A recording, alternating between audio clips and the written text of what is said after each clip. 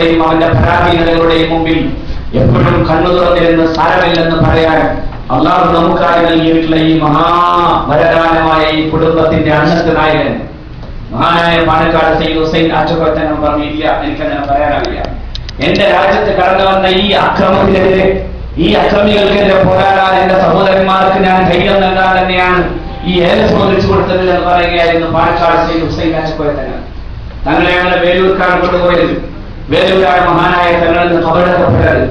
ഞാൻ പറഞ്ഞു വരുന്നത്, കേരളത്തിന്റെ മുസ്ലിം ഉമ്മത്തിന്റെ ചരിത്ര വികാസങ്ങളുടെ പാരമ്പര്യം എടുത്താൽ നിങ്ങൾക്ക് കാണാൻ കഴിയുന്നത് ജമാഅയുടെ പണ്ഡിതന്മാരും സയ്യിദുമാരും ഒരുമിച്ച് നടത്തിയ പോരാട്ടങ്ങളുടെ ചരിത്രം. അവരാണ് ഈ ഉമ്മത്തിനെ ഇങ്ങനെയൊക്കെ വലുപ്പത്തിലാക്കിയത്. ആ വഴിയിലാണ് സമസ്ത കേരള ജംഇയ്യത്തുൽ വന്നത്. വരക്കലുള്ളെന്ന് പറയുന്ന സയ്യിദിന്റെ കൂടെ പണ്ഡിത ജ്യോതിസുകൾ ഒരുമിച്ച് കൂടിയതാണ് സമസ്ത കേരള ജംഇയ്യത്തുൽ ഉലമ. ആ മഹാപ്രസ്ഥാനം ഇങ്ങനെ പോയ വഴികളിലെല്ലാം നാം കണ്ടതല്ല, കേരളത്തിലെ മുസ്ലിം ഉമ്മത്തിന്റെ വിദ്യാഭ്യാസ സാമൂഹിക രംഗങ്ങളിൽ അടിക്കല്ലുകൾ പണിത് അവരെ കൃത്യമായി ഏത് വഴിയിലൂടെ നയിക്കണമെന്ന് പഠിപ്പിച്ചു തരികയായിരുന്നു സമസ്ത കേരള ജംഇയ്യത്തുൽ ഉലമ. നിങ്ങൾ ഓർക്കണം, 1945 സമസ്തയുടെ സമ്മേളനത്തിൽ വെച്ച് മുസ്ലിം കേരളത്തിന്റെ നവോത്ഥാന ശില്പികളുടെ പ്രധാനിയായ മഹാനായ സയ്യിദ് അബ്ദുറഹ്മാൻ ബാഖവി തങ്ങൾ മദ്രസ വേണമെന്നൊന്ന് പറഞ്ഞില്ലായിരുന്നുവെങ്കിൽ ഞാൻ പറയുന്നു, നമുക്ക് ഈ കേരളീയ മുസ്ലിങ്ങളുടെ ചരിത്രത്തെ മാറ്റിപ്പണിയേണ്ടി വന്നേനെ. ഇന്നെന്താണോ ഉത്തരേന്ത്യയിലെയും അതുപോലെ തന്നെ പശ്ചിമ ബംഗാളിലെയും ആന്ധ്രയിലെയും മുസ്ലിങ്ങൾ അനുഭവിക്കുന്ന ദയനീയത, ആ ദയനീയതയിലേക്ക് തന്നെ നാം കൂട്ടുമായിരുന്നു. പക്ഷെ നാം പ്രബുദ്ധരായി മാറിയത്, നാം ഉൾപ്പെടുത്ത സമൂഹമായി മാറിയത്, നാം മതസഹിഷ്ണുത കാക്കുന്ന കേരളം എന്ന് പറയുന്ന കൊച്ചുതുരത്തെ ഏറ്റവും നല്ല സമൂഹമായി ജീവിക്കാൻ പഠിച്ചത് നമ്മെ മദ്രസ വിദ്യാഭ്യാസം പഠിപ്പിച്ചു കൊടുത്തതുകൊണ്ടാണ്. നമ്മെ മതത്തിന്റെ നന്മകളെ കുറിച്ച് പഠിപ്പിച്ചു തന്നു എന്നതുകൊണ്ടാണ്. മതത്തിന്റെ പ്രാഥമികമായ പാഠങ്ങളിലൂടെ ചെന്ന് പിന്നെ അതിന്റെ ആഴങ്ങളിലേക്ക് പോകാൻ കഴിയുന്ന കലാലയങ്ങളിലേക്കും സർവകലാശാലയിലേക്കും സമസ്ത കേരള ജംഇയ്യത്തുൽ ഉലമ നമ്മെ കൈപിടിച്ചു എത്തിയതുകൊണ്ടാണ്. ഇന്ത്യ മഹാരാജ്യത്തെ മുസ്ലിങ്ങളുടെ കണക്ക് പറഞ്ഞ് സച്ചാർ കമ്മീഷന്റെ റിപ്പോർട്ട് വന്നല്ലോ. രജീന്ദ്ര സച്ചാർ കമ്മീഷന്റെ റിപ്പോർട്ട് എങ്ങനെയാ പറഞ്ഞത്? മുസ്ലിങ്ങളുടെ അവസ്ഥ അധസ്ഥിത വിഭാഗത്തെക്കാളും താഴെയാണെന്നാണ്. മുസ്ലിങ്ങൾ വളരെ മോശമാണെന്നാണ്. Muslim situation is particularly worse in West Bengal, Bihar and UP എന്ന് പറയുന്നുണ്ട്. മുസ്ലിങ്ങൾ വളരെ മോശമാണ് എന്ന് മാത്രമല്ല, പശ്ചിമ ബംഗാളിൽ വളരെ മോശമാണ്, ബീഹാറിൽ മോശമാണ്, ത്രിപുരയിൽ മോശമാണ്. ഇങ്ങനെ കണക്ക് പറയുകയാണ് രജീന്ദ്ര സർക്കാരിന്റെ കമ്മീഷൻ. ഞാൻ പറയുന്നത് എന്തുകൊണ്ട് കേരളത്തിലെ മുസ്ലിങ്ങളെ കുറിച്ച് സർക്കാർ കമ്മീഷൻ പറയുന്നത് ഔദ്യോഗികമായി പിന്നോക്കമാണെങ്കിലും ഇതര സമൂഹങ്ങളോട് സംവദിക്കാൻ കഴിയുന്ന ആത്മബലം കേരളത്തിലെ മുസ്ലിങ്ങളുണ്ട്. ആരാതിന്റെ ഉത്തരവാദി? അതിന് നേതൃത്വം കൊടുത്തതാരാ? മഹാനായ സയ്യിദ് അബ്ദുറഹ്മാൻ ബാഖവി തങ്ങൾ, മഹാനായ പാണക്കാട് PM ഹുസൈൻ പുക്കോയ തങ്ങൾ, മഹാനായ ശംസുൽ ഉലമ കണ്ണീത്ത് ഉസ്താദ് പോലെയുള്ള മഹാരഥന്മാർ. ഈ മഹാരഥന്മാരായ പണ്ഡിതന്മാരുടെയും സാദാത്യങ്ങളുടെയും നേതൃത്വത്തിന്റെ കീഴിൽ ഈ ഉമ്മത്ത് അവരുടെ അനിഷേധ്യമായ വാക്കുകളെ കേട്ടുകൊണ്ട് മുന്നോട്ട് പോയി എന്നതുകൊണ്ടാണ്.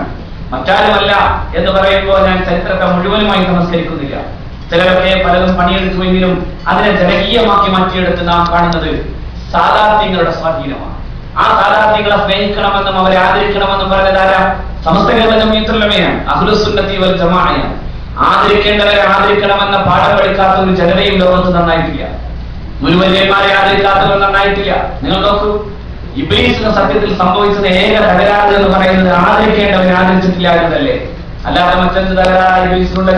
പടച്ചവനെ ആരാധിക്കണമെന്ന് പറഞ്ഞുകൊടുത്ത് ഇബ്ലീസിനൊരു തർക്കമില്ല. ഒരൊറ്റ കാര്യത്തിലാ തർക്കം, നീ ആദമിന് സുജൂദ് ചെയ്യണം. മലക്കുകൾ മുഴുവൻ സുജൂദ് ചെയ്തു, പക്ഷേ ആദമിന് സുജൂദ് ചെയ്യാൻ തയ്യാറാകുന്നത് ഒരേ ഒരാൾ മാത്രം, ഇബ്ലീസ്. ആദം അലൈഹിസ്സലാമിന്റെ ദർസിൽ പഠിച്ചു തരുന്ന ഒരു ശിഷ്യൻ മാത്രം മാറി ചിന്തിച്ചു. ശിഷ്യനോട് അല്ലാഹു റബ്ബുൽ ഇസ്സത്ത് ചോദിച്ചു, എന്താ നീ അങ്ങനെ ചെയ്യാതിരുന്നത്? ശിഷ്യൻ പറഞ്ഞു, എന്റെ ഭൗതികമായ വലിപ്പവും അദ്ദേഹത്തിന്റെ ഭൗതികമായ വലിപ്പവും താരതമ്യം ചെയ്യുമ്പോൾ അയാൾ മോശമാണ്. അദ്ദേഹത്തിന്റെ ഉത്ഭവസ്ഥലം എന്ന് പറയുന്നത് മണ്ണാണ്, എന്റെ ഉത്ഭവസ്ഥാനം എന്ന് പറയുന്നത് അഗ്നിയാണ്. എന്നായിരുന്നു. എന്നെ സൃഷ്ടിച്ചത് അഗ്നി കൊണ്ടാണ്, എന്നാൽ ആദമിനെ സൃഷ്ടിച്ചത് മണ്ണ് കൊണ്ടാണ്. അവിടെ തന്നെ തുടങ്ങിയിട്ടുണ്ട് അത്തരത്തിലെ ചില ആളുകളുടെ സ്വഭാവങ്ങൾ. നമ്മൾ മനസ്സിലാക്കണം, ബാങ്ക് ബാലൻസ് ഉസ്താദിനാണോ എനിക്കാണോ കൂടിയെന്ന് ആലോചിച്ചിട്ടല്ല ഉസ്താദിനെ അംഗീകരിക്കേണ്ടത്. മറിച്ച് ആത്മീയ വിശുദ്ധിയുടെ കാര്യത്തിൽ എന്റെ ഗുരുനാഥൻ എന്ന വെളിച്ചത്തിനപ്പുറത്ത് മറ്റൊരു വർത്തമാനം പറയേണ്ടതില്ല എന്ന് ചിന്തിച്ചവരാണ് നന്നായത്. മറിച്ച് എന്നേക്കാൾ ബാങ്ക് ബാലൻസ് ഉണ്ടോ അയാൾക്ക് എന്ന് ചോദിച്ചോടുത്ത്, എന്നേക്കാൾ കാറിന്റെ വലിപ്പമുണ്ടോ അയാൾക്ക് എന്ന് ചോദിച്ചോടത്താണ് പഴച്ചത്. ഇബ്ലീസിനും പഴച്ചതോടെ തന്നെയാണ്. ഇബ്ലീസും പറഞ്ഞത് തന്നെയാണ്, എന്നെ സൃഷ്ടിച്ചത് അഗ്നി കൊണ്ടാണ്, എന്നാൽ അവനെ സൃഷ്ടിച്ചത് മണ്ണുകൊണ്ടാണ്. മണ്ണുകൊണ്ട് സൃഷ്ടിക്കപ്പെട്ട ആദമിന്റെ മുമ്പിൽ ഞാൻ എന്തിനെ സുജൂദ് ചെയ്യണമെന്ന് ചോദിക്കുകയായിരുന്നു ഇബ്ലീസ്. അല്ലാഹു റബ്ബുൽ ഇസ്സത്ത് എന്താ പറയുന്നത്? കടക്കടാപ്പുറത്ത് ഇനിമേൽ നീ എന്റെ ഔദാര്യത്തിന്റെ തണലിൽ ജീവിക്കേണ്ടവനല്ല എന്ന് പറഞ്ഞ് പുറത്താക്കി. യഥാർത്ഥത്തിൽ ശൈത്താൻ അല്ലാഹുവിനെ പേടിയില്ലാഞ്ഞിട്ടല്ല, പടച്ച റബ്ബിനെ പേടിയുണ്ടെന്ന് വിശുദ്ധ ഖുർആൻ തന്നെ പറയുന്നു. കമതൽ ശൈത്താൻ ഇത് ഖാല ലിൽ ഇൻസാനി കുഫർ ഫലമാ കഫർ ഖാല ഇന്നി അഖാഫുല്ലാഹ റബ്ബൽ ആലമീൻ. പിശാചിന്റെ ഉദാഹരണം പോലെ അവൻ മനുഷ്യനെ പിഴപ്പിക്കാൻ വേണ്ടി പണിയെടുക്കുന്നു. അവസാനം മനുഷ്യൻ പിഴച്ചാൽ അപ്പോൾ അവൻ മനുഷ്യനോട് പറയും, ഇതുവരെ ഞാൻ നിന്റെ കൂട്ടുകാരനായിരുന്നു, പക്ഷേ ഇനി മുതൽ ഞാൻ ഒഴിവാണ്. എന്തുകൊണ്ടെന്നാൽ ഇനി മുതൽ ഞാൻ നിന്റെ അടുക്കൽ ഇരുന്നാൽ അല്ലാഹുവിന്റെ ഏതെങ്കിലും തരത്തിലുള്ള അദാബ് വന്നാൽ ഞാൻ എന്റെ പടച്ചവനെ പിടിക്കുന്നു. ഇന്നി അഖാഫുല്ലാഹ്, ഞാൻ എന്റെ പടച്ചവനെ. അല്ലാഹുവിനെ പിടിക്കുന്ന കാര്യത്തിൽ ശൈത്താൻ യാതൊരു അഭിപ്രായത്തില്ല. മനുഷ്യൻ പലപ്പോഴും ദൈവനിഷേധിയാണ്. സോവിയറ്റിന്റെ അധികാരത്തിൽ വന്നപ്പോഴേക്കും തന്നെ ലോകത്തെ അഭിസംബോധന ചെയ്യുമ്പോൾ ലെനിൻ പറഞ്ഞത്, നാം ദൈവത്തോട് ഏറ്റുമുട്ടുമെന്നാണ്. We will grapple with the Lord. We will conquer him in the highest heaven. Whenever he seeks refuge, we will subdue him forever എന്ന് ലെനിൻ ആദ്യം പ്രസംഗിക്കുന്നു. നാം ദൈവത്തോട് ഏറ്റുമുട്ടും. അങ്ങനെ ദൈവത്തെ നാം അത്യുന്നത സ്വർഗത്തിൽ വെച്ച് കീഴടക്കും. എവിടെയെങ്കിലും പോയി വിളിക്കാൻ ദൈവം തമ്പുരാൻ തീരുമാനിച്ചാൽ നാം ദൈവത്തെ ആത്യന്തികമായി അവസാനിപ്പിച്ചു കളയുമെന്നാണ്. പടച്ചോനാത്ത് 70 കൊല്ലത്തിനപ്പുറത്തേക്ക് ആ സോവിയറ്റ് യൂണിയൻ പോകാൻ കഴിയില്ല. അവസാനം ഇതേ ലെനിനും ഇതേ മാർക്സും ഇതേ എംഗൽസും ഇതേ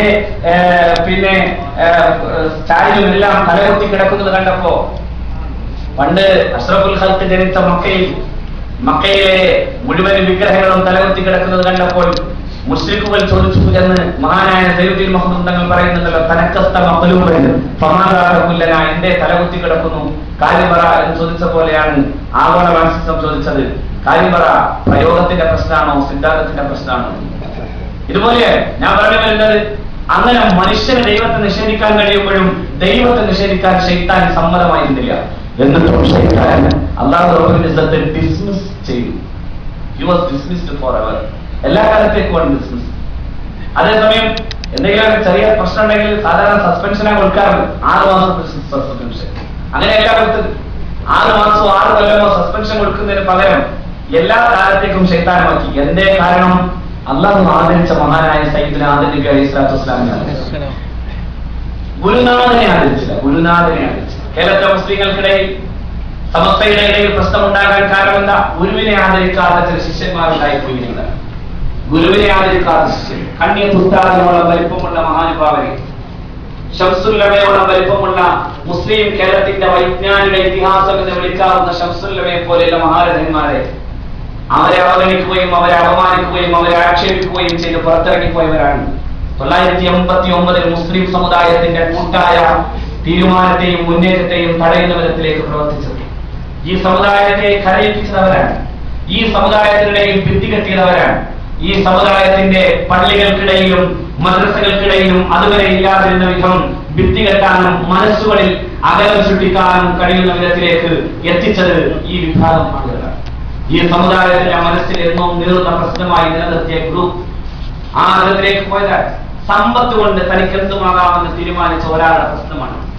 മഹാനായ സയ്യിദുനാ മൂസാ നബി അലൈഹി സ്വലാത്തു വസ്സലാമിനെതിരെ മൂസാ നബി അലൈഹി സ്വലാമിന്റെ ശിഷ്യനായിരുന്ന ഖാറൂൻ ഇപ്പണി ചെയ്തു എന്ന് വിശുദ്ധ ഖുർആൻ പറയുന്നു. ഖാറൂൻ അങ്ങനെ ചെയ്യുമ്പോൾ ആളുകൾ പറഞ്ഞിരുന്നു, ഖാറൂൻ നീ ഭൂമിയിൽ കുഴപ്പമുണ്ടാക്കും, ലാ തബ്ഗി ഫിൽ അർദി ഫസാദ, ഭൂമിയിൽ കുഴപ്പമുണ്ടാക്കും. അല്ലാഹു കുഴപ്പക്കാരെ ഇഷ്ടപ്പെടുന്നില്ല. അതുകൊണ്ട് മൂസയുടെ ഈ സമുദായത്തിന്റെ ഐക്യം, മൂസയുടെ ആത്മീയ സമുദായത്തിന്റെ ഐക്യം തകർക്കാൻ നീ പണിയെടുക്കരുത് എന്നായിരുന്നു മഹാനായ മൂസാ നബി അലൈഹി സ്വലാത്തു വസ്സലാമിന്റെ കൂട്ടത്തിലുണ്ടായിരുന്ന സമൂഹം പറഞ്ഞത്. പക്ഷേ അയാൾ ഒരു കാര്യം തീരുമാനിച്ചു, ഏതായാലും മൂസയുടെ കൂടെയുള്ള ആളുകൾ പോകുന്നില്ല, എന്നാൽ ഒരു കാര്യം ചെയ്യാം, എന്റെ സമ്പത്ത് കൊണ്ട് ഒരു വലിയൊരു യാത്ര നടത്തിയേക്കാമെന്ന് തീരുമാനിച്ചു. അയാൾ നടത്തിയ യാത്രയാണ് അയാൾ യാത്രയാണ് നടത്തിയത്. അല്ലാഹു പറയുന്നു അയാൾ ആഡംബരങ്ങളോടുകൂടെ യാത്ര നടത്തിയത്. അവിടെ മുഴുവൻ ഖുർആൻ വ്യാഖ്യാതാക്കളും പറയുന്നു അന്ന് കിട്ടാവുന്ന ഏറ്റവും വലിയ കുതിരപ്പുറത്തായിരുന്നു യാത്ര. ആ സമയത്ത് ഒരു പച്ചമാടുകളെങ്കിലും പറഞ്ഞു, ഞാൻ ഇത്രമാവുത്തിയ ഹാറൂന് കിട്ടിയതുപോലെ നമുക്ക് കിട്ടിയിരുന്നെങ്കിൽ ഇയാളല്ലേ കേവലം. നമ്മുടെ ഇത്തരം ആളുകൾ ഇടയ്ക്കിടയ്ക്ക് അങ്ങനെ ആലോചിക്കാറുണ്ട്, മുമ്പരല്ലേ അമേരിക്ക പോണത്, മൂപ്പരല്ലേ സമ്പത്ത് കൊണ്ടുവരുന്നത്, മൂപ്പരല്ലേ കേരളം. കാറൂൻ ഇങ്ങനെ യാത്ര നടത്തിയപ്പോൾ മറ്റു ആളുകൾ അങ്ങനെ തന്നെയാണ് വിചാരിച്ചത്. പക്ഷേ അള്ളാഹു പറഞ്ഞു, അള്ളാഹുവിന്റെ പരിശുദ്ധ ദീനിന്റെ മാർഗത്തിൽ ജീവിച്ച കുറെ ഉലമാക്കൾ ആ യാത്രയുടെ പിന്നാലെ കൂടിയിട്ട് പറഞ്ഞു, ഇത് തെറ്റാണ്, ഇത് അബദ്ധമാണ്. വൈലക്കും സവാബുല്ലാഹി ഖൈറുൽ ലിമൻ ആമന വഅമില സ്വാലിഹാ. സൽക്കർമ്മവും സത്യവിശ്വാസവും ഉള്ള സത്യവിശ്വാസികൾക്ക് നാളെ അള്ളാഹു തരാനിരിക്കുന്ന പ്രതിഫലമാണ് വലുത് എന്ന് പറയുന്നത് നാം കാണുന്നു. ഞാൻ പറഞ്ഞു വന്നത്, കേരള മുസ്ലിങ്ങളെ ഇങ്ങനെ വളർത്തിക്കൊണ്ടുവന്നതാണ് സമസ്ത കേരള ജമീയത്തുൽ ഉലമ. ചരിത്രത്തിലെ ഓരോ വഴിയിലും സമസ്തയുടെ ഓരോ പ്രവർത്തനങ്ങളെയും നമുക്ക് കാണാം. നിങ്ങളെ വിദ്യാഭ്യാസം ചെയ്യിപ്പിക്കാൻ ഏറ്റവും കൂടുതൽ പണിയെടുത്തു കൊടുത്ത സമസ്തയുടെ നേതാക്കളെ കാണാം. മഹാനായ സയ്യിദ് അബ്ദുർ റഹ്മാൻ ബാഫഖി തങ്ങൾ രാഷ്ട്രീയമായി അദ്ദേഹത്തിനുണ്ടായിരുന്ന ഔന്നിത്യങ്ങളുടെയും പ്രവർത്തനങ്ങളുടെയും ഒരു വലിപ്പം ഒരർത്ഥത്തിൽ തന്നെ അങ്ങനെ തന്നെ കാണുമ്പോഴും അതോടൊപ്പം തന്നെ സമസ്ത കേരള ജമീയത്തുൽ ഉലമ എന്നുകൊണ്ട് മഹാനായ സയ്യിദ് അബ്ദുർ റഹ്മാൻ ബാഫഖി തങ്ങൾ ഒരുപാട് പണിയെടുത്തു.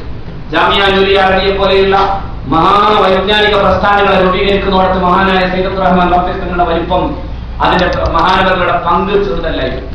അങ്ങനെ ഈ സമുദായത്തെ വിദ്യാഭ്യാസ രംഗത്തും സാമൂഹിക രംഗത്തും വളർത്തിക്കൊണ്ടുവന്നു.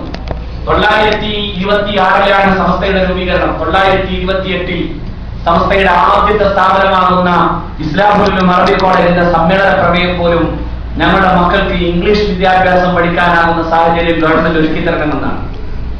60കളിൽ ഇന്ത്യയുടെ സ്വാതന്ത്ര്യത്തിന് ശേഷം ഇന്ത്യയിലെ കേന്ദ്ര ക്യാബിനറ്റിലെ പ്രഗത്ഭനായിരുന്ന വിദ്യാഭ്യാസ വകുപ്പ് മന്ത്രി കരീം ചക്ല അദ്ദേഹം കേരളത്തിൽ വന്നപ്പോ സമസ്തയുടെ ആലിമീങ്ങൾ ചെന്നിട്ട് പറഞ്ഞു, ഞങ്ങളുടെ മക്കളെ വിദ്യാഭ്യാസം ചെയ്യിപ്പിക്കാൻ ആവശ്യമാകുന്ന സഹായങ്ങൾ കേന്ദ്ര ഗവൺമെന്റ് ചെയ്യണം, അതിന് വേണ്ട തരത്തിലുള്ള പ്രവർത്തനങ്ങൾ ചെയ്യണം. പിറ്റേ ദിവസത്തെ മലയാള മനോരമ എഴുതി, ഇതാണ് മതപണ്ഡിതന്മാരുടെ ഏറ്റവും പ്രധാനപ്പെട്ട ദൗത്യം, അത് സമസ്ത നിർവഹിച്ചിരിക്കുന്നു എന്നാണ്.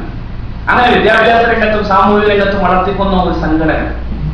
ME എഞ്ചിനീയറിംഗ് കോളേജ് പോലെയുള്ള ആധുനിക വിദ്യാഭ്യാസ സംരംഭങ്ങൾക്ക് ആവശ്യമാകുന്നത് ചെയ്യാൻ സാധിച്ച സംഘടന. എന്നാൽ അതോടൊപ്പം തന്നെ ദാറുൽ ഹുദ ഇസ്ലാമിക് യൂണിവേഴ്സിറ്റിയെ പോലെ കോർഡിനേഷൻ ഓഫ് ഇസ്ലാമിക് കോളേജസ് എന്ന പേരിൽ വാഫി കോർഡിനേഷനുകൾ പോലെ മതവിദ്യാഭ്യാസം കിട്ടുന്നതോടൊപ്പം തന്നെ ആധുനിക വിദ്യാഭ്യാസത്തെയും കൂടി കരകരമാക്കാൻ സാധിക്കുന്ന വിധത്തിൽ ആധുനിക സമൂഹത്തിന്റെ മുമ്പിൽ ഇസ്ലാമിക പ്രബോധനം ചെയ്യാൻ കഴിയുന്ന കരുത്തുറ്റുള്ള പണ്ഡിതരെ സൃഷ്ടിക്കാൻ സാധിക്കുന്ന വലിയ വിദ്യാഭ്യാസ പദ്ധതികളും വന്നത് സമസ്ത കേരള ജമീയത്തുൽ ഉലമയുടെ കീഴിലാണ്. ഈ ചരിത്രം സൃഷ്ടിച്ച ഒരു മഹാപ്രസ്ഥാനം. ആ പ്രസ്ഥാനമാണ് നമ്മോട് പറയുന്നത്, നൈതിക സമൂഹത്തിന്റെ നിലനിൽപ്പിന് അനിവാര്യമായി മാറിയിരിക്കുന്ന ഒരു മാധ്യമമെന്ന്. ആ മാധ്യമമാണ് സുപ്രഭാതം എന്ന നിലയിൽ കേരളം കാത്തിരിക്കുന്ന, മലയാളി കാത്തിരുന്ന സുപ്രഭാതം ദിനപത്രമായി വരാൻ പോകുന്നത്. ആ പത്രം വന്നാൽ ചിലപ്പോ ചില വിളക്കുകൾ കെടുമെന്നല്ലാതെ മറ്റൊന്നും പേടിക്കേണ്ടതില്ല. അതിനേക്കാളേറെ ഭയവും ആശങ്കയും ആവശ്യവുമില്ല. ചിലത് നിലനിൽക്കേണ്ടതാണെങ്കിൽ അത് നിലനിൽക്കും. അഭിവന്ദരായ നേതാക്കളും പണ്ഡിതന്മാരും സാധാർത്ഥികളും അവരുടെ കർമ്മശേഷി കൊണ്ട് ഉണ്ടാക്കിയെടുക്കുകയും അങ്ങനെ നിലനിൽക്കുകയും ചെയ്യുന്ന അത്തരത്തിലുള്ള പത്രങ്ങൾ നിലനിൽക്കുക തന്നെ ചെയ്യും. പക്ഷേ മറ്റൊന്ന് പോകും. കേരളത്തിൽ ചിത്രതയുണ്ടാക്കാനും പ്രശ്നങ്ങൾ സൃഷ്ടിക്കാനും ഉണ്ടാക്കിയ പല പത്രങ്ങളും കെട്ടുപോകും എന്ന കാര്യത്തിൽ സംശയമില്ല. അത് സ്വാഭാവികമാണ്. സൂര്യന്റെ പ്രഭാതം വരുമ്പോ അറിയാതെ പല വിളക്കും കെടാം. അങ്ങനെ കെട്ടുപോകാവുന്ന കുറെ വിളക്കുകൾ ഉണ്ടാകും. പക്ഷേ ഈ പത്രം നന്മയും നൈതികതയും ധാർമ്മികതയും സമൂഹത്തിന് നൽകാറുള്ളതാണ്.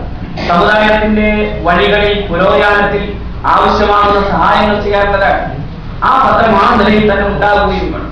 ചിലപ്പോൾ ചില കാര്യങ്ങൾ പറയുന്നിടത്ത് പറയാൻ, ധൈര്യമായി പറയാൻ, സമസ്ത കേരള ജമീയത്തുൽ ഉലമയുടെ ആശയങ്ങൾ പറയാനൊക്കെ ഒരു പത്രം ആവശ്യമായി വരുന്ന ഒരുപാട് ഘട്ടങ്ങൾ നമുക്ക് കഴിഞ്ഞിട്ടുണ്ട്. ചില സമയങ്ങളിൽ അത് വേണമെന്ന് പലപ്പോഴും തോന്നിയിട്ടുണ്ട്. കേരളത്തിൽ ഈയിടെയുണ്ടായ ചില വിവാദങ്ങളുണ്ടല്ലോ. ചില വിവാദങ്ങൾ നമുക്ക് മാത്രം സ്വന്തമായത്, മറ്റു ചില വിവാദങ്ങൾ രാജ്യത്തിനും രാഷ്ട്രീയത്തിനും ഒക്കെ സ്വന്തമായതാണ്. നമുക്ക് മാത്രം സ്വന്തമായത് എന്ന് പറയാൻ കാരണം നമ്മൾ മാത്രം ഇടപെടുകയും എന്നാൽ പൊതുസമൂഹം പിന്നെ അവസാനം ഇടപെടുകയും ചെയ്ത ചില പ്രശ്നങ്ങളുണ്ടായി. മറ്റൊന്നുമല്ല, തങ്ങളെ വിപണിവൽക്കരിക്കാൻ വേണ്ടി ശ്രമിച്ചപ്പോഴാണ്. അള്ളാഹുവിന്റെ പ്രവാചകർ സല്ലല്ലാഹു അലൈഹി വസല്ലം തങ്ങളെ കച്ചവടത്തിന് വെക്കാൻ തീരുമാനിച്ച അവസ്ഥയുണ്ടായിരിക്കുന്നത്. എന്തൊരു വല്ലാത്ത ആത്മീയ തട്ടിപ്പാണ്. കേരളത്തിൽ പലപ്പോഴും ഏറ്റവും നല്ല ബിസിനസ് നടന്നിട്ടുള്ളത് ഈ ആത്മീയ രംഗത്താണ്. പലരും ആത്മീയങ്ങളായി മാറി. അങ്ങനെ ചോദ്യം ചെയ്യാനാവാത്ത ഈ ആത്മീയതയുടെ പേരിൽ നടത്തപ്പെട്ട ചൂഷണങ്ങളിൽ വളരെ പ്രമുഖമായിരുന്നു കാന്തപുരം FPM മുസ്ലിയാർ കൊണ്ടുവന്ന മുടി. പേരറിയാത്തതും പിതാവില്ലാത്തതും ഉടമസ്ഥനില്ലാത്തതുമായ മുടി. ഏതോ ആക്രിൽ കച്ചവടക്കാരന്റെ വീട്ടിൽ നിന്ന് കൊണ്ടുവന്ന മുടി. ആ മുടി വെച്ച് അല്ലാഹുവിന്റെ പ്രവാചകർ സല്ലല്ലാഹു അലൈഹി വസല്ലം തങ്ങളോടുള്ള മുസ്ലിം ഉമ്മത്തിന്റെ സ്നേഹത്തെ ചൂഷണം ചെയ്യാൻ ശ്രമിക്കുകയായിരുന്നു കാന്തപുരം ചെയ്തത്. നിങ്ങൾ ആലോചിച്ച് നോക്കൂ, അതിന്റെ മുമ്പുള്ള കുറെ ചില പ്രസംഗങ്ങളുണ്ട്, ചില സ്വപ്നങ്ങളുണ്ട്. അതൊക്കെ ആലോചിച്ചാൽ തന്നെ എന്താണ് ഇവർ ഉദ്ദേശിച്ചത് മനസ്സിലാക്കാൻ സാധിക്കും. അള്ളാഹുവിന്റെ റസൂൽ സല്ലല്ലാഹു അലൈഹി വസല്ലം തങ്ങളെ ഒരു പണ്ഡിതൻ പോയി സിയാറത്ത് ചെയ്യാൻ, നബി തിരുമേനി സല്ലല്ലാഹു അലൈഹി വസല്ലമയെ സിയാറത്ത് ചെയ്യാൻ ചെല്ലുമ്പോ വലിയ തിരക്ക് കണ്ടു. തിരക്കുള്ളപ്പോ എനിക്ക് വരാൻ പറ്റില്ല എന്നാണ് ഇദ്ദേഹം. അങ്ങനെ അള്ളാഹുവിന്റെ പ്രവാചകൻ രണ്ടാമത് മറ്റൊരു സമയത്ത് തിരക്കുള്ളപ്പോൾ തന്നെ അള്ളാഹുവിന്റെ റസൂൽ സല്ലല്ലാഹു അലൈഹി വസല്ലം മാടി വിളിക്കാൻ ഇങ്ങോട്ട് വരണം. അപ്പൊ ഇദ്ദേഹം പറയാണ്, തിരക്കുള്ളപ്പോ വരില്ലാതെ ഞാനല്ലേ പറഞ്ഞത്. സുബ്ഹാനല്ലാഹ്, തിരക്കുള്ളപ്പോ വരില്ലാതെ ഞാനല്ലേ പറഞ്ഞത്. അവസാനം അള്ളാഹുവിന്റെ പ്രവാചകൻ പറയാണത്രേ എന്ന് കുട്ടികൾക്കുണ്ട്, പറയാണ് തിരക്കുണ്ടെങ്കിലും വരണം, കാരണം നിങ്ങൾക്ക് വേണ്ടപ്പെട്ട ഒരാൾ ഇവിടെ ഉണ്ട്. ആരാണ്? ഈ സ്വപ്ന വ്യാഖ്യാതാവ് പറയുകയാണ്, വേറെ ആരുമല്ല, അശ്ശൈഖ് അബൂബക്കർ ബിൻ അഹ്മദ് ആണ്. കേട്ടാത്തൊന്നും ഏതോ വലിയ അറബിയാണ്, അങ്ങനൊന്നുമല്ല. കാന്തവർ നബിയെ മുസ്ലിയാണ്. ഞാൻ ചോദിക്കട്ടെ, അതിന്റെ എല്ലാ വിവരക്കേടുകയും മാറ്റി വെക്കുക, അതിന്റെ എല്ലാ വിഡിത്തത്തെയും മാറ്റി വെക്കുക, അത് അസത്യമാണെന്ന കാര്യത്തിൽ യാതൊരു തർക്കവുമില്ല എന്നാൽ ആ ബോധ്യത്തെയും മാറ്റി വെക്കുക. പക്ഷെ ഒരു കാര്യം നമ്മൾ ചോദിക്കേണ്ടി വരും, അള്ളാഹുവിന്റെ പ്രവാചകന്റെ സ്ഥാനത്ത് അബൂബക്കർ സിദ്ദീഖിനെയാണ് സിയാറത്ത് ചെയ്യേണ്ടതെന്നാണ് ഏതെങ്കിലും ഒരാൾ പറയുന്നതെങ്കിൽ ഈ ഉമ്മത്തിന് അത് സഹിക്കാൻ സാധിക്കും. നബി തിരുമേനി സല്ലല്ലാഹു അലൈഹി വസല്ലം തങ്ങളെ കണ്ടില്ലെങ്കിലും വേണ്ടില്ല, നബിയെ സിയാറത്ത് ചെയ്തില്ലെങ്കിലും വേണ്ടില്ല, പ്രവാചകനെ അറിഞ്ഞില്ലെങ്കിലും വേണ്ടില്ല, അബൂബക്കറാണ് ആ സ്ഥാനത്ത് ഇപ്പോഴുള്ളത് എന്ന് പറഞ്ഞാൽ പോലും ഈ സമുദായം അത് കേൾക്കോ?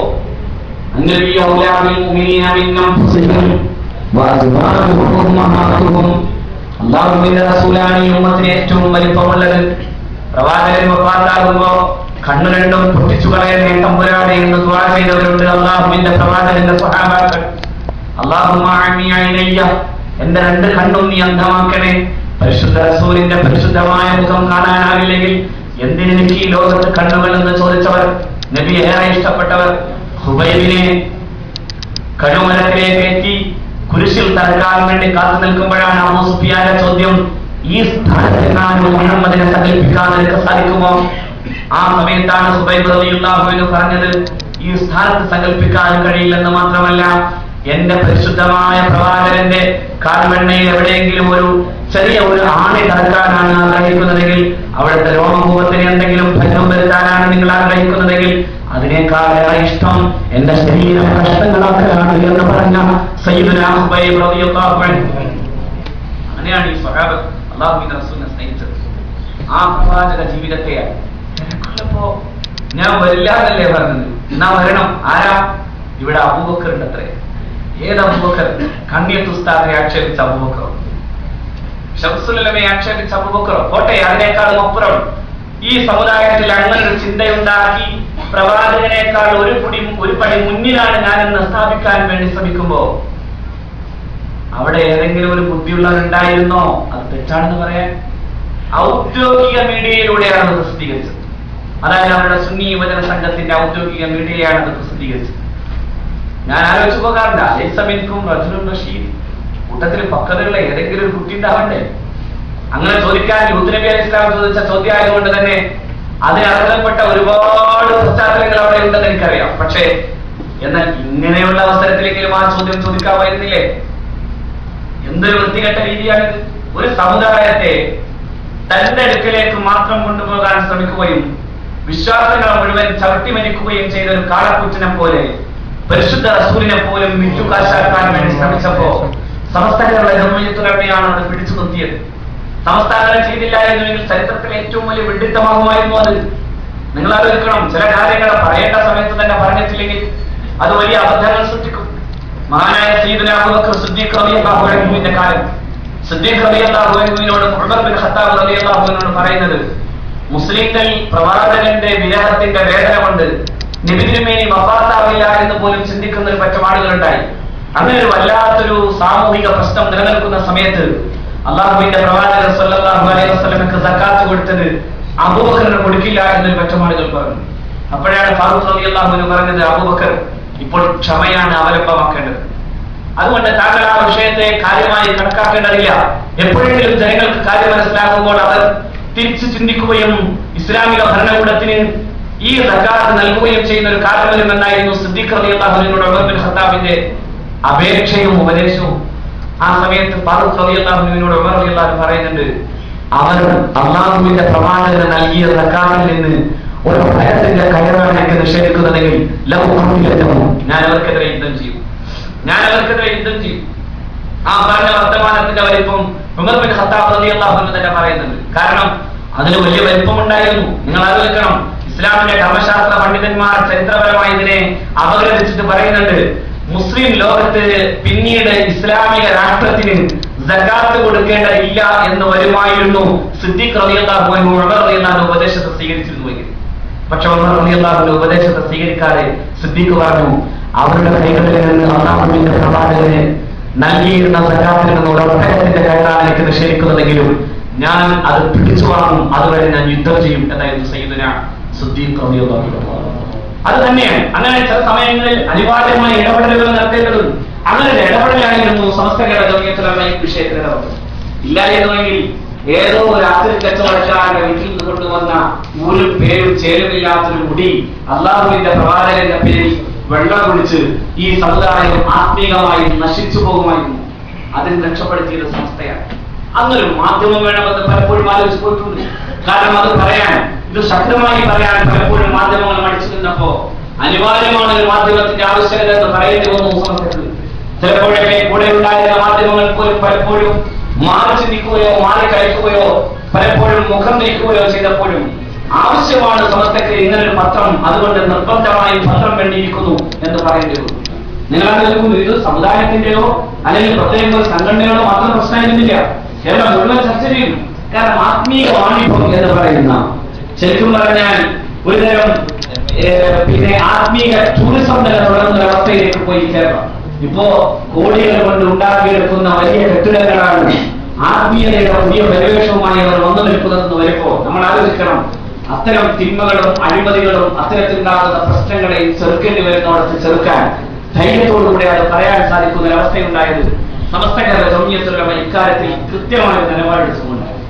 പക്ഷെ അതിന് പറയാൻ കഴിയുന്ന ഒരു ജിഹ്വ അന്നുണ്ടായിരുന്നില്ല. രണ്ടാമത്തെ മറ്റൊരു പ്രശ്നമായിരുന്നു മുസ്ലിം പെൺകുട്ടികളുമായി ബന്ധപ്പെട്ട വിവാഹപ്രായ ചർച്ച. വിവാഹപ്രായ ചർച്ച പറഞ്ഞപ്പോ സമസ്തന് നല്ല നിലപാട് പറഞ്ഞു. നല്ല നിലപാട് മാത്രമാണെന്നുള്ളത് അതിന്റെ നിയമപരമായ മുഴുവൻ വശങ്ങളെയും കൃത്യമായി പരിശോധിക്കുകയും പഠിക്കുകയും ചെയ്ത ആർക്കും ബോധ്യമാണ്. ഞാൻ അങ്ങനെ ഏത് സംവാദത്തിനും തയ്യാറാണെന്നുള്ള ബോധ്യത്തോടുകൂടെ തന്നെ പറയട്ടെ, അവിടെ നിയമത്തിന്റെ തന്നെ വൈരുദ്ധ്യങ്ങൾ നിലനിന്നിരുന്നു എന്നത് ഇന്ത്യയുടെ സുപ്രീം കോടതി പോലും പറഞ്ഞ വിഷയമാണ്. Prohibition of child marriage act എന്ന് പറയുന്ന നിയമം കൊണ്ടുവന്നപ്പോ അതുണ്ടാക്കിയെടുക്കുന്ന നിയമപരമായ ഒരുപാട് പ്രശ്നങ്ങൾ ഇന്ത്യയുടെ സുപ്രീം കോടതി പോലും ചർച്ച ചെയ്തു. അവസാനം ഇന്ത്യയുടെ സുപ്രീം കോടതി ഈ വിഷയ സംബന്ധമായി അതിന്റെ വൈരുദ്ധ്യങ്ങളെ പഠിക്കാനും അത് സംബന്ധമായി ചർച്ച ചെയ്യാനും വേണ്ടി ഒരു ലോ കമ്മീഷൻ നിശ്ചയിച്ചു. ആ ലോ കമ്മീഷൻ തന്നെ പറഞ്ഞു, മുസ്ലിങ്ങൾക്കിടയിലല്ല ഈ വിവാഹം കൂടുതൽ നടക്കുന്നത്, ഇന്ത്യയിലെ ഗ്രാമങ്ങളിലും നഗരങ്ങളിലും മനുസ്മൃതിയാൽ പ്രചോദിതരായ സമൂഹമാണ് ഇങ്ങനെ വിവാഹം ചെയ്യുന്നത് എന്ന് പറഞ്ഞു. പക്ഷേ എല്ലാവരും നോക്കിയത് മലബാറിലെ മുസ്ലിങ്ങൾക്കിടയിൽ 17 കഴിയുമ്പോൾ വിവാഹം ചെയ്തു പോകുന്ന അനിവാര്യ സാഹചര്യങ്ങളുള്ള പെൺകുട്ടിയുടെ നേരെയാണ്, അവരുടെ രക്ഷകർത്താവിന്റെ നേരെയാണ്, അവരെ കഴിച്ചു കൊടുക്കാൻ ഇരുന്നിട്ടുള്ള ഭാവിയുടെ നേരെയാണ്. അത് പറയുന്നവർക്ക് സമസ്ത കേരള ജമിയത്തുൽ ഉലമ ഒരു കാര്യം പറഞ്ഞു, ഇത് രാജ്യത്തിന്റെ നിയമം ഞങ്ങൾക്ക് തന്നിട്ടുള്ള ആനുകൂല്യങ്ങളുടെ ഭാഗമായി മുസ്ലിങ്ങളുടെ പേഴ്സണൽ ലോയുമായി ബന്ധപ്പെട്ട് നിൽക്കുന്നതാണ്. അതുകൊണ്ട് അതിനെ ചോദ്യം ചെയ്യുന്നവർക്ക് മൗലികാവകാശ നിഷേധമുണ്ട്, അത് ഇന്ത്യയുടെ പ്രബോധന നീതിപീഠമാണ് പറയേണ്ടത് എന്ന് പറഞ്ഞപ്പോഴേക്കും പ്രാകൃതൻ, മ്ലേച്ഛൻ, അങ്ങനെ വീട്ടിലേക്ക് കൊണ്ടുപോകുന്നവൻ എന്തൊക്കെയാ പറഞ്ഞുണ്ടാക്കിയത്. അന്ന് നമ്മൾ കണ്ടതാണ് പല പത്രങ്ങളും നമ്മളെ സഹായിച്ചില്ല. നമ്മൾ പ്രതീക്ഷിച്ച പത്രങ്ങൾക്ക് പോലും സഹായിക്കാനായില്ല എന്ന് പോലും അതിന്റെ പരിമിതികളെ മുഴുവനും കണക്കിലെടുത്ത് പറയട്ടെ. അതിനേക്കാൾ വേദന തോന്നിയത് പ്രതീക്ഷിച്ച പത്രങ്ങളിൽ പോലും നമ്മൾ കണ്ടത് ഫാത്തിമ കുട്ടിയിലേക്ക് ഫാത്തിമ കുട്ടി വളർന്നതിന്റെ കഥയാണ്. ഫാത്തിമ കുട്ടിയായിരുന്നു പേരെന്ന് പലപ്പോഴും എനിക്ക് തോന്നിയിട്ടുണ്ട്. കാരണം ആ ഫാത്തിമ കുട്ടി ജീവിച്ച കാലം അവൾ തന്റെ പ്രിയപ്പെട്ട ഭർത്താവിനെയും കുടുംബത്തെയും പൊന്നുപോലെ നോക്കി ജീവിതത്തിന്റെ ഏത് നെരിപ്പോടുകൾക്കിടയിലും ഒന്നും പറയാതെ ഭർത്താവിനും മക്കൾക്കും വേണ്ടി ജീവിക്കുമ്പോ ആ ആഴമുള്ള സാഗരം പോലെ അവൾ തന്റെ പ്രിയപ്പെട്ടവരെ ചേർത്ത് വെച്ച് അങ്ങനെ അവൾ നിരന്തരമായ ഒരു ജീവിതം നമുക്ക് സമ്മാനിച്ചു വരാൻ നമ്മുടെ ഫാത്തിമ കുട്ടിമാർ, നമ്മുടെ ഉമ്മമാർ 14 17 ഒക്കെ വിവാഹം ചെയ്യപ്പെട്ട നമ്മുടെ ഉമ്മമാർ, അവരുടെ സ്നേഹത്തിന്റെയും ജീവിത സമർപ്പണത്തിന്റെയും ഉദാഹരണങ്ങൾ എത്രയുണ്ട് നമുക്ക് പറയാൻ. പക്ഷേ ഫാത്തിമ വന്നപ്പോഴെന്താ ഉണ്ടായത്? 2006 കണക്ക് പറഞ്ഞ മാതൃഭൂമി പത്രം കേരളത്തിലെ വിവാഹ മോചനത്തിന്റെ കണക്ക് പറഞ്ഞപ്പോ പറഞ്ഞു തന്നത് കേരളത്തിൽ 2006 8,000-ഓളം വിവാഹമോചനമാണ് നടന്നതെങ്കിൽ 2013 48,000-ഓളം വിവാഹമോചന കേസുകൾ കേരളത്തിന്റെ ഫാമിലി കോർട്ടുകളിൽ നീങ്ങിക്കൊണ്ടേയിരിക്കുന്നു എന്നാണ്. ഈ 48,000-ന്റെ കണക്ക് പറയുമ്പോൾ ഫാത്തിമ കുട്ടിയല്ല മതി. ഫാത്തിമയാണ് IT പ്രൊഫഷണലായ ഫാത്തിമ, ഡോക്ടറായ ഫാത്തിമ, MBBS കഴിഞ്ഞ ഫാത്തിമ, എഞ്ചിനീയറായ ഫാത്തിമ, എഞ്ചിനീയറായ പിന്നെ മുഹമ്മദും ഫാത്തിമയുമാണ്. അല്ലെങ്കിൽ IT പ്രൊഫഷണൽസുകളായ അത്തരത്തിലുള്ള ആളുകളാണ്. അല്ലെങ്കിൽ എല്ലാം കൂടി ഒരുമിച്ച് പോകാമെന്ന് തീരുമാനിച്ച സിനി ആർട്ടിസ്റ്റുകളാണ്. ഇന്ന് സിനി ആർട്ടിസ്റ്റുകൾ ഇങ്ങനെ തകരുന്നത് നാം പത്രങ്ങളിലൂടെ വായിക്കാം. ഒരു പൂവിയും പോലെ എന്നൊക്കെ എഴുതുമ്പോഴും എന്താ സംഭവിച്ചെന്ന് ആലോചിച്ചാൽ മതി. അങ്ങനെ കേരളത്തിൽ ഇന്ന് സിനി ആർട്ടിസ്റ്റുകളാകുന്ന ദമ്പതികൾ അടിച്ചു പിരിയുകയാണ്. കേരളത്തിന്റെ 1, 2, 3 അല്ല അതിന്റെ മാതൃകകൾ പലതാരികൾ നിരന്തരം പെട്ടുകൊണ്ടിരിക്കുകയാണ്. ഞാൻ പറയുന്നത് ഇവിടെ വിദ്യാഭ്യാസത്തിന്റെ സ്വാധീനം എത്രയാ?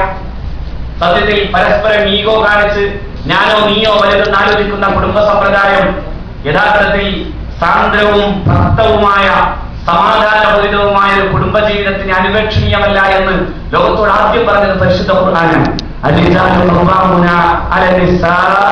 എന്ന് തുടങ്ങിയത് അല്ലാഹുവിനാണ്. രണ്ടും സമല്ല. രണ്ടിലും 2 വലിയ റൂട്ടുകളുണ്ട്, 2 ജീവിത വഴികളുണ്ട്. പക്ഷേ രണ്ടും അങ്ങോട്ടും ഇങ്ങോട്ടും അംഗീകരിച്ചു പോകേണ്ടതാണ്. അവിടെ ജീവിതമെന്ന നൗകയെ അതിനെ കൃത്യമായി കൊണ്ടുപോകേണ്ടിടത്ത് പുരുഷനുണ്ടാകുന്ന വലിപ്പം പെണ്ണിനില്ല, പക്ഷെ പെണ്ണിന് മറ്റു പല വലിപ്പങ്ങളും ഉണ്ട് എന്ന് പറഞ്ഞത് പരിശുദ്ധ ഖുർആനാണ്. പക്ഷെ നമ്മൾ ഒന്നല്ലേ എന്നല്ല, നമ്മൾ രണ്ടും തുല്യരല്ലേ എന്ന് തോന്നിപ്പോയിടത്താണ് അടിച്ചു പിരിഞ്ഞ് തുടങ്ങുന്നത്. അടിച്ചു പിരിഞ്ഞു കൊണ്ടേയിരിക്കുന്നു. 48,000 കേസുകളാണ് കേരളത്തിലെ കോടതികളിൽ 2013 വന്നത്. പക്ഷെ അതൊക്കെ പറയുമ്പോ അങ്ങനെയൊക്കെ ഉണ്ടായപ്പോ നമുക്ക് വേണ്ടി വന്ന ഒരു പത്രം എന്ന് തോന്നിപ്പോയ ഒരു ഘട്ടമുണ്ടായി. വേദനയോടെ നമ്മൾ ഓർത്തുപോയ ഘട്ടങ്ങളുണ്ടായി. ഞാൻ പറയുന്നു, അതുകൊണ്ടാണ് കേരളത്തിലെ സംഘടനാപ്രവർത്തകരിൽ ഇത്തരത്തിലുള്ള ചിന്തകൾ വന്നപ്പോഴാണ് അവസാനം എന്തു വന്നാലും വേണ്ടില്ല, ഞങ്ങളുടെ സുപ്രഭാതം തന്നെ നിലനിൽക്കണം എന്ന ബോധ്യത്തോടെ 3 ലക്ഷം മതി എന്ന് പറഞ്ഞവർക്ക് 5 ലക്ഷം ആയി നിൽക്കുകയും ഇനിയും ഞങ്ങൾ ചേരാമെന്ന് പറയുന്ന വീര്യത്തോടെ കേരളത്തിലെ മുഴുവൻ സംഘടനാ പ്രവർത്തകരും ഇങ്ങനെ പോകുന്നത് എന്ന് കൂടി നാം ആലോചിക്കണം. അതുകൊണ്ട് ആ പത്രം എന്റെ പ്രിയപ്പെട്ട സഹോദരന്മാരും കൂടി നെഞ്ചിലേറ്റാനാണ്. പാലക്കാട് പൂക്കോയ തങ്ങളുടെ അരുമപുത്രൻ മഹാനായ പാലക്കാട് സയ്യിദ് അബ്ബാസ് അലി ശിഹാബ് തങ്ങൾ പാലക്കാട് ജീവിതത്തിന്റെ തിരക്കുകൾക്കിടയിൽ നിന്ന് ഓടി വന്ന 10 ദിവസം നമ്മുടെ മുമ്പിലിരുന്ന് ഈ അർദ്ധരാത്രികളിൽ പോലും കണ്ണ് തുറന്നു വെച്ച് ഈ സമുദായത്തിന്റെ പത്രത്തിന് വേണ്ടി നിങ്ങളുടെ മുമ്പിലിരിക്കുന്നു. ആ പത്രത്തിന് 2,000 റിയാലുകൾ കൊടുക്കാൻ നിങ്ങൾക്കാവുമെങ്കിൽ, പുറകിൽ 1000 റിയാലുകൾ കൊടുക്കാനാവുമെങ്കിൽ എന്റെ പ്രിയപ്പെട്ട സഹോദരന്മാർ ചെയ്യണമെന്നാണ് പ്രത്യേകം അഭ്യർത്ഥിക്കാറുള്ളത്. ഇതൊരു പിന്നെ ഒരു ഷെയർ ബിസിനസ് അല്ല, അങ്ങനെ ഒരു പാർട്ടികളെ ചേർക്കുന്നതുമല്ല, മറിച്ച് സംഭാവന ചെയ്താൽ, സ്വതന്ത്രം ചെയ്താൽ ഇവിടെ ഈ മഹാനന്മാരുടെ പ്രാർത്ഥനയുടെ പുണ്യമുണ്ടാകും. നാളെ പാരത്രിക ലോകത്തിന് വിജയം ഉണ്ടാകും. സംസ്ഥയുടെ പത്രം സമുദായത്തിന്റെ പത്രമാണ്.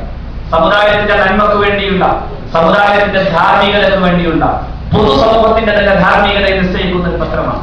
നമ്മുടെ തലമുറകൾ രക്ഷപ്പെടാൻ വേണ്ടിയാണ്, അതിനുള്ള ബോധവൽക്കരണത്തിന് ആവശ്യമായ ഒരു പത്രമാണ്. ആ നിലയിൽ നിങ്ങൾ അതിനെ കാണുകയും ആ നിലയിൽ അതിനെ സഹായിക്കുകയും ചെയ്താൽ എന്റെ പ്രിയപ്പെട്ട പ്രവർത്തകരുടെ മുമ്പിൽ 2,000 റിയാൽ എന്ന് പറയുന്ന ഒരു പക്ഷേ നിങ്ങൾക്ക് വലുതാവും, ഗഡുക്കളായി തന്നാൽ മതി.